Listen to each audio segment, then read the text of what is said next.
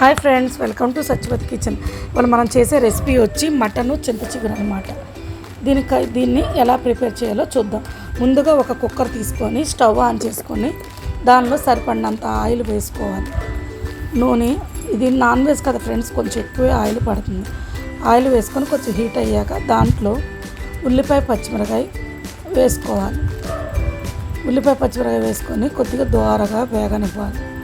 మనం మటన్ని 2-3 టైమ్స్ నీట్గా కడిగి పెట్టుకోవాలి. ఆ మటన్ని మొత్తం దీనిలో టర్న్ చేసేసుకోవాలన్నమాట.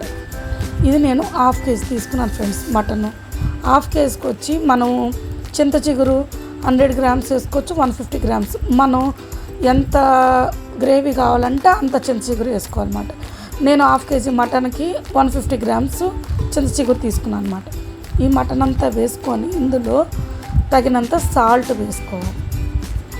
సాల్ట్ ఏంటంటే చింత చిగురు కదా ఫ్రెండ్స్, కొంచెం సాల్ట్ ఎక్కువే పడుతుంది. ముందు మనం కొంచెం వేసుకొని చూసుకొని చాలపోతే మనం తర్వాత వేసుకుందాం.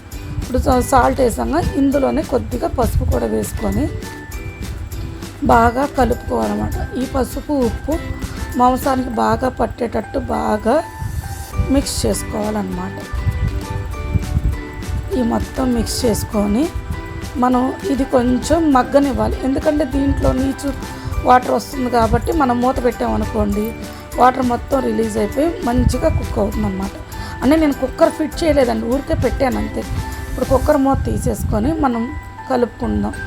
చూసారా, వాటర్ మొత్తం ఇనికిపోయిందనమాట. ఈ టైంలో మనం మసాలా అనమాట. మసాలా ఏంటంటే అల్లం, వెల్లుల్లి, గసాలు, కొబ్బరి, ధనియాలు, చెక్క, లవంగాలు వేసిన పట్టిన ముద్ద అనమాట. దీనికి గ్రేవీకి పట్టినట్టు ఎక్కువ మసాలా పట్టదు, కొద్దిగా మసాలా పడుతుంది. ఎందుకంటే దీనికి న్యాచురాలిటీ పోతుంది. దీంట్లో సరిపడినంత కారం, మామూలు దాని మీద కూడా దీనికి 1 స్పూను ఎక్కువ యాడ్ చేసుకోవాలి కారం. ఎందుకంటే చింత చిగురు పుల్లగా ఉంటుంది కాబట్టి కొంచెం ఎక్కువ యాడ్ చేసుకోవాలి. ఎందుకంటే మసాలా తక్కువ ఏంటంటే చింత చిగురు న్యాచురల్ టేస్ట్ పోతుంది కాబట్టి కొద్దిగా మసాలా తక్కువ వేసుకుంటే చింత చిగురు టేస్ట్ మనకు బాగా తెలుస్తుంది అన్నమాట. ఇప్పుడు మసాలా మనం పచ్చివాసన పోయేదాకా కొద్దిగా మగ్గనివ్వాలి. మనం మూత పెట్టి, అంటే కుక్కర్ ఫిట్ చేయమండి ఇది. ఇప్పుడు కూడా కొంచెం మూత పెట్టి కొద్దిగా మగ్గిన తర్వాత ఇందులో మనం వాటర్ పోసుకోవాలి. మనం ముక్క మునిగే వరకు వాటర్, నేను సరిపోతుందో లేదో ముందు కొంచెం పోసాను ఫ్రెండ్స్. కలిపి చూస్తాను, సరిపోతే పోయాను, సరిపోతే కొంచెం యాడ్ చేస్తాను. కొంచెం వాటర్ పట్టేటట్టు ఫ్రెండ్స్. మటన్ కదా ఫ్రెండ్స్, చికెన్ అవి అయితే మనం విడిగా ఉడకపెట్టుకోవచ్చు, కానీ మటన్ కదా కంపల్సరీ కుక్కర్ యూజ్ చేయాలి. దీంట్లో కొంచెం వాటర్ యాడ్ చేశాను.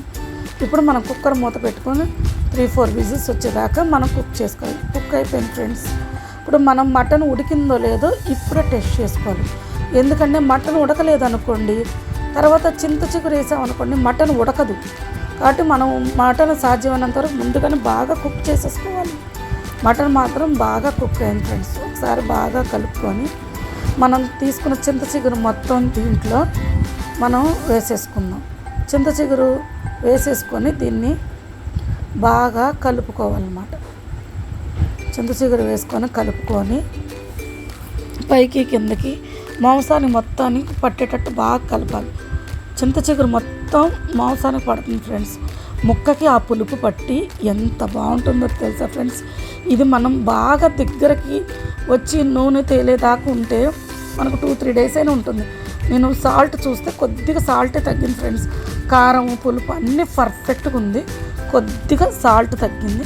మనం కొంచెం సాల్ట్ కూడా యాడ్ చేసుకుందాం. సాల్ట్ యాడ్ చేసుకొని కొద్దిగా కుక్ చేసుకుందాం. కానీ భలే ఉంటుంది ఫ్రెండ్స్. ఇది మాత్రం వేడి వేడి అన్నంలోకి మాత్రం చాలా బాగుంటుంది. నా వీడియో కనుక మీకు నచ్చితే లైక్ చేయండి, షేర్ చేయండి, సబ్స్క్రైబ్ చేయండి. Thank you.